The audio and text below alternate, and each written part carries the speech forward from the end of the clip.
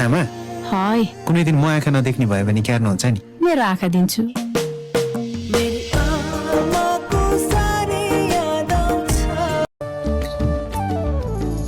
हेरी तिमलाई हेरौँला फुलै टिपी तिमलाई सजाउँला जुन हेरी तिमलाई हेरौँला हेरौँला फुलै टिपी तिम